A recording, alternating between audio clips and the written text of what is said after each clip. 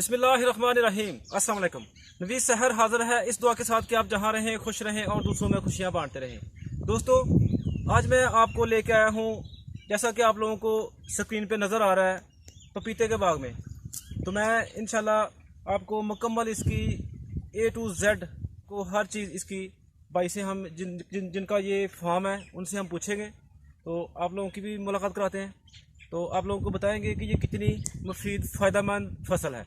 तो चलें भाई से मिलते हैं और बाकी सैर करते हैं।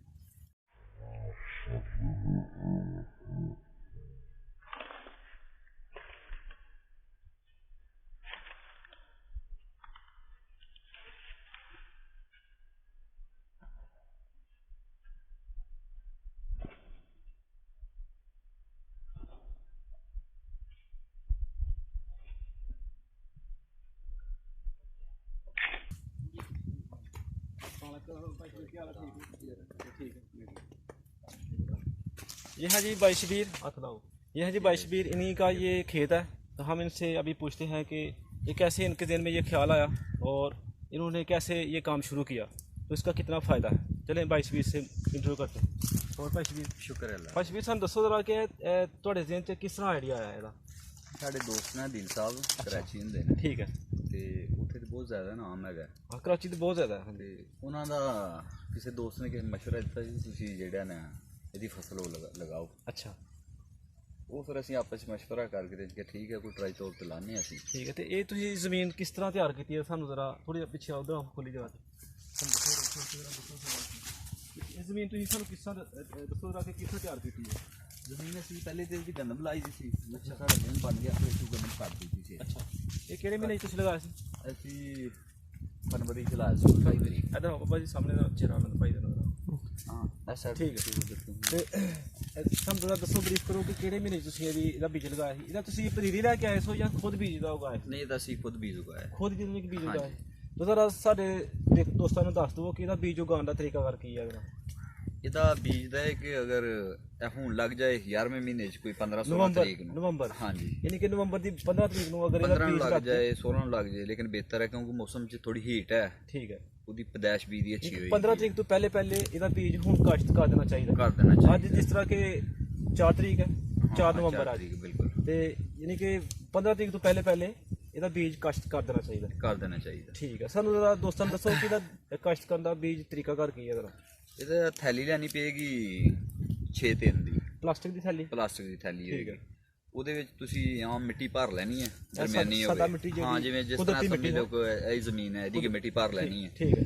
ਉਹਦੇ 'ਚ ਤਕਰੀਬਨ 1 ਇੰਚ 1.5 ਇੰਚ ਮਾਸ ਫੀਡ ਹੁੰਦੀ ਹੈ, ਉਹ ਪਾ ਲੈਣੀ। ਮਾਸ ਫੀਡ ਜਿਹੜੀ ਜ਼ਰਾਇਤ ਵਾਲਿਆਂ ਕੋਲ ਮਿਲਦੀ ਹੈ ਹਾਂ, ਜ਼ਰਾਇਤ ਵਾਲਿਆਂ ਕੋਲ ਮਿਲਦੀ ਬੀਜ ਦੀ ਦੁਕਾਨਾਂ ਤੋਂ ਮਿਲ ਜਾਂਦੀ ਇਹ ਹੈ। ਆਮ ਜਿਹੜੇ ਜ਼ਰਾਇਤ ਵਾਲਿਆਂ ਨੇ ਰੱਖੀਆਂ ਮੈਡੀਸਨ ਰੱਖੀਆਂ ਉਹਨਾਂ ਕੋਲ ਮਿਲ ਜਾਂਦੀ ਹੈ। ਦੋਸਤੋ, ਮਾਸ ਫੀਡ ਭਾਈ ਬਤਾ ਰਿਹਾ, ਮਾਸ ਫੀਡ। ਅੱਛਾ, ਉਹਦੇ 'ਚ 1 ਇੰਚ ਉਹ ਪਾਣੀ ਹੈ ਜਾਂ 1.5 ਇੰਚ ਪਾ ਲਓ। ਠੀਕ। ਉਹਦੇ ਵਿੱਚ ਇਹਦਾ ਬੀ ਜਿਹੜਾ ਨਾ ਉਹ ਰੱਖ ਦੇਣਾ। ਬੀਜ ਦਾ ਉਹਦੇ ਵਿੱਚ ਰੱਖ ਦੇਣਾ ਮਾਸ ਫੀਡ। ਤਕਰੀਬਨ ਸਮਝ ਲਓ ਕੋਈ 2 ਸੂਤਰ ਜਿਹੜਾ ਨਾ ਬੀ ਦਾ ਗਹਿਰਾ ਇੱਕ ਛਾਪਰ ਵਿੱਚ ਇੱਕ ਹੀ ਬੀਜ ਉਗਾਉਣਾ ਜਾਂ ਇੱਕ ਹੀ ਬੀਜ, ਜ਼ਿਆਦਾ ਵੀ ਕਰ ਸਕਦੇ? ਇੱਕ ਹੀ ਬੀਜ ਉਗਾਉਣਾ। ਠੀਕ ਹੈ। ਠੀਕ ਹੈ। ਉਸ ਤੋਂ ਬਾਅਦ ਇਹਦੀ ਫਿਰ ਜਦੋਂ ਸਮਝ ਲਓ ਕਿ ਤੁਸੀਂ ਥੈਲੀਆਂ ਭਰ ਲਈਆਂ ਨਾ, ਠੀਕ ਹੈ। ਇਹਦੀ ਟੈਂਕੀ ਬਣਾ ਲੈਣੀ ਹੈ ਜ਼ਮੀਨ 'ਚ ਕੋਈ 4 ਇੰਚ ਗਹਿਰੀ। ਜ਼ਮੀਨ 'ਚ ਨਹੀਂ ਕਿ ਖੱਡੇ ਨੂੰ ਤੁਸੀਂ ਟੈਂਕੀ ਕਹਿ ਰਹੇ ਹੋ? ਹਾਂ, ਖੱਡਾ ਬਣਾ ਲੈਣਾ ਅੱਛੇ ਤਰੀਕੇ ਨਾਲ ਖੱਡਾ ਬਣਾਉਣਾ ਕਿ ਟੈਂਕੀ ਨੂੰ ਨਮਾ ਹੋਏ। ਬਿਲਕੁਲ। ਉਹ 4 ਇੰਚ ਗਹਿਰਾ ਕਰ ਲੈਣਾ, ਉਹਦੇ ਵਿੱਚ ਇਹ ਥੈਲੀਆਂ ਨੂੰ ਤਰਤੀਬ ਨਾਲ ਲਾ ਦੇਣੀਆਂ। ਠੀਕ ਹੈ। ਲਾ ਕੇ ਜਦੋਂ ਸਮਝ ਲਓ ਥੈਲੀਆਂ ਮੁਕੰਮਲ ਲੱਗ ਗਈਆਂ ਨਾ, ਉਸ ਤੋਂ ਬਾਅਦ ਫਿਰ ਇਹਦਾ ਜਿਹੜਾ ਬੀਜ ਹੈ ਨਾ ਉਹ ਵਿੱਚ ਰੱਖ ਦੇਣਾ, ਹਰ ਥੈਲੀ ਦੇ ਵਿੱਚ।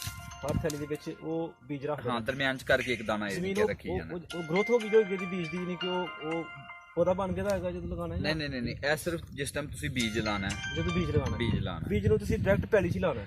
ਪਹਿਲੀ 'ਚ ਨਹੀਂ ਲਾਣਾ। ਪਹਿਲੇ ਇੱਕ ਦਫਾ ਲੈਦਾ ਲਗਾਉਣਾ ਹੈ? ਹਾਂ, ਲੈਦਾ ਥੈਲੀ ਦੇ ਵਿੱਚ ਲਾਣਾ ਹੈ। ਠੀਕ ਹੈ। ਥੈਲੀ ਦੇ ਵਿੱਚ ਤਕਰੀਬਨ 4 ਇੰਚ 5 ਇੰਚ ਦਾ ਪੌਦਾ ਹੋ ਜਾਏਗਾ। ਠੀਕ ਹੈ। ਉਹਦੇ ਤੋਂ ਬਾਅਦ ਫਿਰ ਸਮਝ ਲਓ ਕਿ ਮੌਸਮ ਵੀ ਇਹ ਦੂਸਰੇ ਮਹੀਨੇ ਦੇ ਵਿੱਚ ਆ ਕੇ ਜਿਹੜਾ ਤੁਸੀਂ ਇਹਨੂੰ ਪੌਦਾ ਤਿਆਰ ਹੋਏਗਾ ਤੁਹਾਡਾ ਫਰਵਰੀ 'ਚ, ਯਾਨੀ ਕਿ ਫਰਵਰੀ 'ਚ ਇਹਨੂੰ ਪਹਿਲੀ 'ਚ ਸ਼ਿਫਟ ਕਰ ਦੇਣਾ। ਫਿਰ ਤੁਸੀਂ ਯਾਨੀ ਕਿ ਜਿੱਥੇ ਉਹ ਨਰਸਰੀ ਬਣਾਈ ਦੀ ਹੈ ਇਹਦੇ ਪੌਦਿਆਂ ਦੀ, ਉਹਦੀ ਤੁਸੀਂ ਸ਼ਿਫਟ ਤੁਸੀਂ ਜ਼ਮੀਨ 'ਚ ਕਰ ਦੇਣਾ। ਜ਼ਮੀਨ ਦੇ ਵਿੱਚ ਕਰ ਦੇਣਾ। ਠੀਕ ਹੈ। ਜ਼ਮੀਨ ਤੁਸੀਂ ਜਿਹੜਾ ਤਿਆਰ ਕਰਕੇ ਮੁਕੰਮਲ ਤਿਆਰੀ 'ਚ ਹੋਵੇ। ਜ਼ਮੀਨ ਸਾਨੂੰ ਦੱਸੋ ਭਾਈ ਕਿ ਜ਼ਮੀਨ ਨੂੰ ਤਿਆਰੀ ਕਿਹੜੇ ਮਰਾਹਲ ਗੁਜ਼ਰਦੇ ਨੇ? ਜ਼ਮੀਨ ਤਿਆਰੀ ਕਿਸ ਤਰ੍ਹਾਂ? ਜ਼ਮੀਨ ਵਾਸਤੇ ਰੇਜ਼ਰ ਜ਼ਰੂਰੀ ਹੈ। ਠੀਕ ਹੈ। ਪਹਿਲੀ ਜਿਹੜੀ ਹੈ ਮੈਰਾ ਟੈਪ ਹੋਣੀ ਚਾਹੀਦੀ ਹੈ ਇਹਦੇ ਵਾਸਤੇ, ਚਿਕਨੀ ਨਹੀਂ ਹੋਣੀ? ਚਿਕਨੀ ਨਹੀਂ ਹੋਣੀ ਚਾਹੀਦੀ। ਠੀਕ ਹੈ, ਜ਼ਬਰਦਸਤ। ਨੀਵੀਂ ਨਾ ਹੋਏ, ਥੋੜੀ ਉੱਚੀ ਹੋਏ। ਬਾਰਿਸ਼ਾਂ ਬਰਸਾਤਾਂ ਜਦੋਂ ਆਉਂਦੀਆਂ ਨੇ ਪਾਣੀ ਤਾਂ ਕਿਸੇ ਪਾਸੇ ਤੁਸੀਂ ਦਾ ਡਾਊਨ ਹੋਏ, ਉੱਚੀ ਹੋਏਗੀ ਤੇ ਡਾਊਨ ਪਹਿਲੀ 'ਚ ਕੱਢ ਸਕਦੇ ਹੋ। ਠੀਕ ਹੈ। ਠੀਕ ਹੈ। ਕਿਉਂਕਿ ਪਾਣੀ ਇਹਨੂੰ ਐਸੀ ਪੈਲੀ ਹੋਣੀ ਚਾਹੀਦੀ ਜਿਹਦੇ ਵਿੱਚ ਪਾਣੀ ਖੜਾ ਨਾ ਹੋਏ, ਨਿਕਲ ਸਕੇ।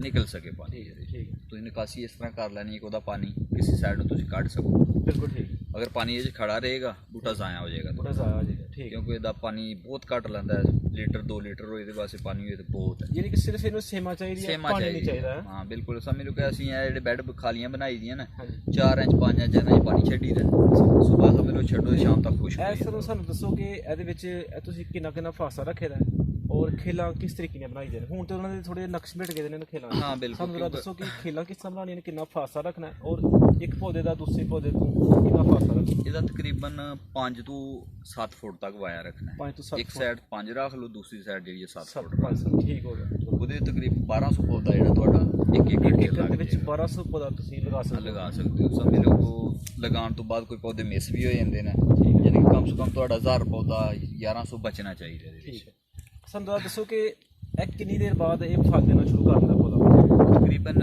ਇਹ ਸਾਡੇ ਇਹ ਵਾਲੇ ਬਾਗ ਨੇ ਨਾ, ਕੋਈ 6 ਮਹੀਨੇ ਦੇ ਵਿੱਚ ਫਲ ਜਿਹੜਾ ਨਾ, ਇਹ ਜਿਹੜਾ ਬਾਗ ਹੈ ਇਹਦੀ ਤਕਰੀਬਨ 6 ਮਹੀਨੇ ਉਮਰ है। ਇਹਦੀ ਕੋਈ 6 ਮਹੀਨੇ ਤੇ 13-14 ਦਿਨ ਉਮਰ है इस time। 6 माह। दोस्तों आप देख सकते हैं, आपको हम अभी दिखाते हैं कि इसका फल कितना है और अभी ये बाग सिर्फ 6 माह का है। भाई ज़रा दिखाओ ज़रा फल नज़दीक जाओ।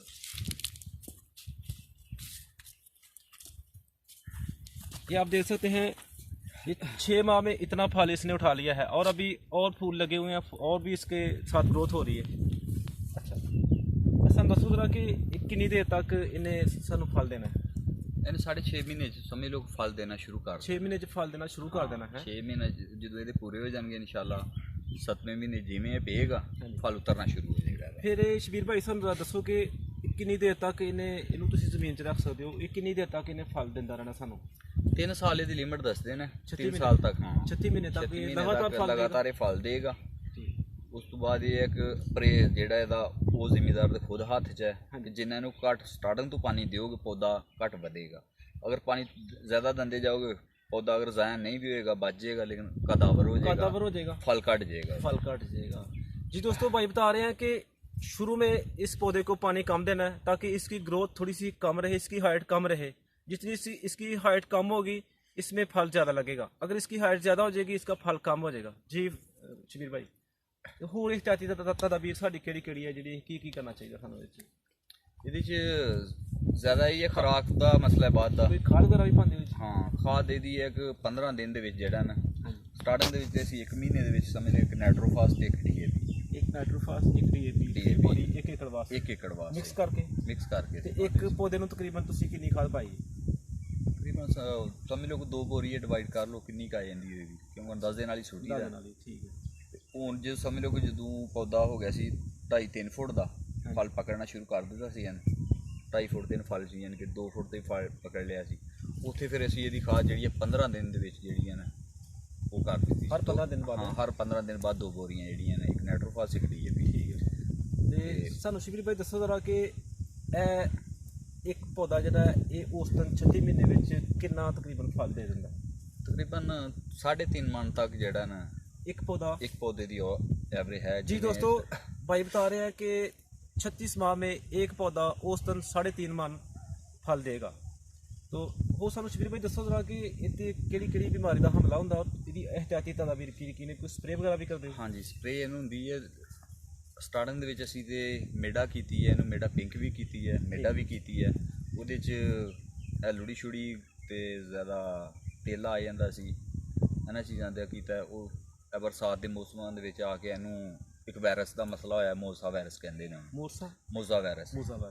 ਉਹਦੇ 'ਚ ਆ ਕੇ ਥੋੜਾ ਸਾਡਾ ਬਾਗੇ ਡਿਫਾਲਟਰ ਹੋਇਆ ਸੀ, ਤੇ ਪੱਤੇ ਉਤੋਂ ਇਕੱਠੇ ਹੋ ਜਾਂਦੇ ਸਨ। ਅੱਛਾ, ਪੱਤਾ ਖੁੱਲਣਾ ਬੰਦ ਹੋ ਗਿਆ ਦਾ ਸੀ, ਫਲ ਤੇ ਦਾਗ ਆਉਣਾ ਸ਼ੁਰੂ ਹੋ ਗਿਆ ਸੀ। ਫਿਰ ਉਹ ਸਾਡੇ ਕੋਲ माशाल्लाह इस वक्त कोई बीमारी नहीं है? नहीं माशाल्लाह इस वक्त तंदुरुस्त है, कोई ऐसा मसला नहीं है।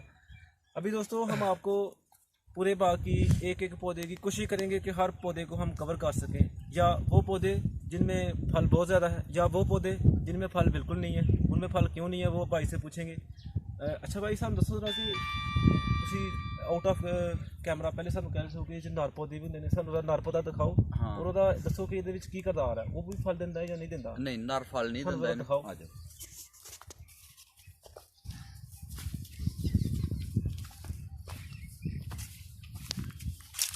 फल दिखा दिया ये आप देखो ये मादी है ਇਹਨੂੰ ਮਾਦੀ ਆ ਉਹ ਫਲ ਇਹ ਨਰ ਹੈ ਇਹ ਦੇਸੀ ਬੀਜ ਦੇ ਵਿੱਚ ਜਿਹੜਾ ਨਾ ਇਹ ਹੁੰਦੇ ਨੇ ਜਿਹੜਾ जी ਹਾਈਬ੍ਰਿਡ दोस्तों, ਬੀਜ ਹੈ ये नार पौधा है, ये फल नहीं देता, इसकी वजह से मादा पौधा फल देता है। ये खेत में भाई बता रहे हैं कि 4-5 पौधे फी एकड़ में होने तकरीबन लाजमी है। ਕਿ 12% 100 ਦੇ ਵਿੱਚ 12% ਲਾਜ਼ਮੀ ਇਹਨੂੰ ਛੱਡਣਾ ਇੱਕ ਏਕੜ 'ਚ ये फल नहीं देता, लेकिन इसकी वजह से मादा में ग्रोथ होती है और फल होता है। आप देख सकते हैं ये मादा है, ये नर है और ये इकट्ठे लगे थे जी।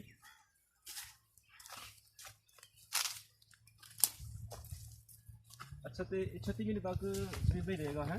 36 ਮਹੀਨੇ ਤੱਕ ਸਮਝ ਲਓ ਕਿ ਅਗਰ ਹਾਈਟ ਨਹੀਂ ਵੱਧਦੀ 36 ਸਾਨੂੰ ਮਹੀਨੇ ਇਹ ਦੱਸੋ ਕਿ ਇੱਕ ਦਿਨ ਦੇ ਵਿੱਚ ਤੁਸੀਂ ਕਿੰਨੇ ਮਾਣ ਇਹਦੇ ਵਿੱਚੋਂ ਇੱਕ ਪੌਦਾ ਕਿੰਨੇ ਬੀਜ ਤੁਹਾਨੂੰ ਦਿੰਦਾ, ਤਕਰੀਬਨ ਕਿੰਨੇ ਮਾਣ ਬਣ ਜਾਂਦਾ 1 ਏਕੜ ਦਾ? ਹਜੇ ਫਿਲਹਾਲ ਤੇ ਸਾਡਾ ਇਹ ਦੂਸਰੀ ਕਿ ਤੀਸਰੀ ਦਫਾ ਅਸੀਂ ਉਤਾਰਨਾ ਸ਼ੁਰੂ ਕੀਤਾ ਹੈ। ਅੱਛਾ, ਸਟਾਰਟਿੰਗ ਦੇ ਵਿੱਚ ਇੱਕ ਪੇਟੀ ਵੀ ਉਤਰੀ ਹੈ। ਠੀਕ ਹੈ। ਇਸ ਟਾਈਮ ਸਮਝ ਲਓ ਕਿ ਉਹਤੇ ਅਸੀਂ ਖੁਦ ਖਾਣ ਪੀਣ ਲਈ ਕਰ ਲੈਂਦੇ ਸਾਂ। ਮਾਰਕੀਟ ਜਿਹੜਾ ਅਸੀਂ ਭੇਜਿਆ ਉਹ ਹੁਣ ਤੱਕ 15 ਪੇਟੀਆਂ ਵੀ ਲੱਥੀਆਂ ਨੇ, 10 ਪੇਟੀਆਂ ਵੀ ਲੱਥੀਆਂ ਨੇ। ਇਹਦੀ ਫੁੱਲ ਬਹਾਰ ਹੁੰਦੀ ਹੈ, ਜਦੋਂ ਫੁੱਲ ਦਾ ਸੀਜ਼ਨ ਹੋਏਗਾ, ਜਦੋਂ ਹਰ ਪੌਦਾ ਜਿਹੜਾ 4-5 ਦਾਣੇ ਤਕਰੀਬਨ ਤੁਹਾਨੂੰ ਰੋਜ਼ ਦੇ ਪੱਕੇ ਦੇ ਦੂਸਰੇ ਦਿਨ ਦੇਗਾ, ਫਿਰ ਤਕਰੀਬਨ 1 ਏਕੜ ਦੇ ਵਿੱਚ ਕਿੰਨੀ ਤੁਸੀਂ ਤੁਹਾਨੂੰ ਰੋਜ਼ ਦੀ ਜਿਹੜੀ ਸਮਝ ਲਓ ਕਿ 1 ਏਕੜ ਦੇ ਵਿੱਚ ਅਗਰ ਸਾਰੇ ਪੌਦੇ ਆ ਜਾਂਦੇ ਨੇ, ਫਲ ਦੇਣਾ ਸ਼ੁਰੂ ਕਰਦੇ ਨੇ, 2-3-4 ਪੀਸ ਹਰ ਪੌਦੇ ਤੋਂ ਉਤਰਦੇ ਨੇ, ਤਕਰੀਬਨ 40-50 ਪੇਟੀ ਜਿਹੜੀਆਂ ਨੇ 1 ਏਕੜ ਦੇ ਵਿੱਚੋਂ ਇੱਕ ਤੜਾਈ ਤੇ ਉਤਰੇਗੀ। 40-50 पेटी। हाँ जी दोस्तों, भाई बता रहे हैं कि जब इसका फुल सीज़न होता है तो 40 से लेके 50 पेटी फी एकड़ की इसकी पैदावार है। तो एक पेटी में 10 किलो है, 10 किलो की एक पेटी है। अभी भाई हमें कोई पका हुआ दाना ढूंढ के हमें दिखाएंगे और खिलाएंगे, हम उसका जायका चेक करेंगे कि इसका जायका मीठा है या किस तरह का। हम आपको भी दिखाते हैं।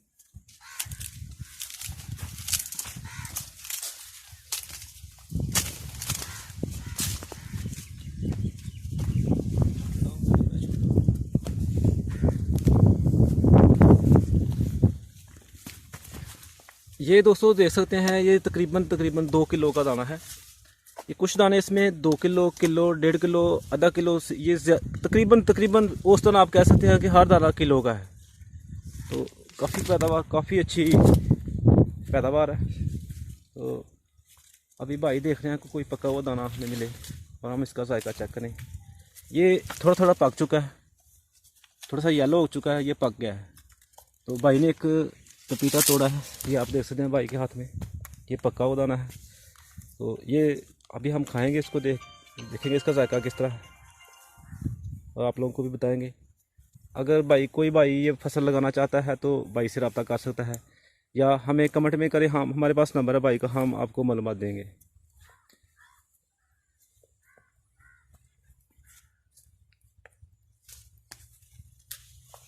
ये आप तरीका भी देख लें भाई, इसको किस तरह काटा जाता है।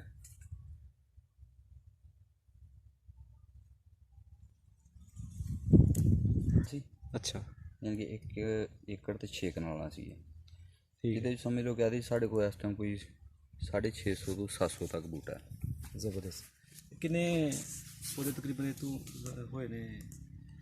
इसके छोटे छोटे दाने हैं, ये जो काले दाने हैं ये निशानी है कि ये पपीता पक चुका है। तो अभी हम आप लोगों को खा के दिखाते हैं। ये दाने इसके साफ़ कर लिए हैं, छिलका इसका हमने उतार लिया है। तो अभी इसका हम जायका चेक करेंगे।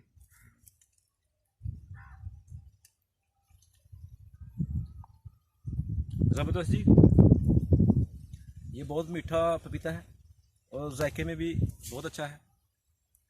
तो आप लोग लाजमी हर सूरत में ये कोशिश कीजिएगा, ये लगाएं, ये बहुत फ़ायदेमंद फसल है। तो इसके साथ ही आज का ब्लॉग बस यहीं पे ख़त्म करते हैं, इस दुआ के साथ कि अल्लाह ताला मुझे और आपको अपने हिफ्ज़-ओ-मान में रखे। खुदा हाफ़िज़। अस्सलाम वालेकुम।